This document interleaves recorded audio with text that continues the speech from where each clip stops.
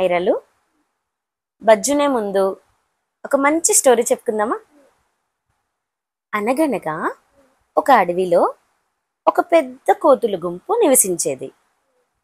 ఆ గుంపులోని కోతులన్నీ చెట్ల పై భాగాలలో తమ నివాసాలను ఏర్పాటు చేసుకుని జీవించేవి. ఆ గుంపులో చాలా పిల్ల కోతులున్నాయి.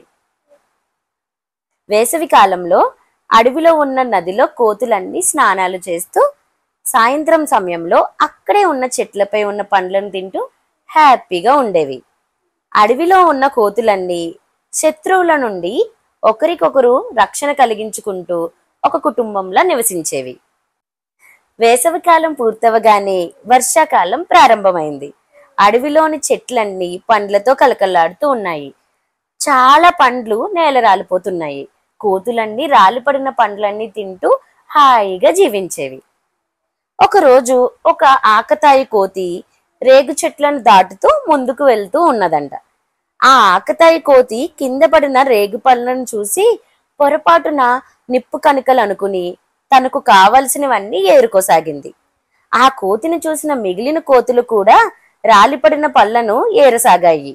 అన్నీ ఒకదానితో ఒకటి పళ్ళను ఏరుకుంటూ ఈ విధంగా చెప్పుకోసాగాయి. ఈ నిప్పు కణికలు మనల్ని చలికాలం నుండి కాపాడి వెచ్చదనాన్ని ఇస్తాయి అని చెప్పుకున్నాయంట. వీరి మాటలను అక్కడే చెట్లపై ఉన్న రంగురంగుల రామచిలుక విన్నది. దానికి కోతులపై జాలి కలిగింది. వెంటనే అది చెట్టుపై నుండి ఈ విధంగా అన్నది, ఓ కోతుల్లారా, నేను మిమ్మల్ని చాలా సేపటి నుంచి చూస్తున్నాను. ఇంతకీ మీరంతా ఏం చేస్తున్నారు?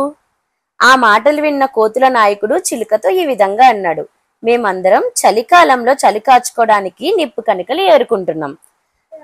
కోతుల నాయకుడి మాటలు విని చిలుక ఈ విధంగా అన్నది, మీరందరూ అనుకున్నట్లు ఇవి నిప్పు కణికలు కావు, బాగా పండిన రేగుపళ్ళు.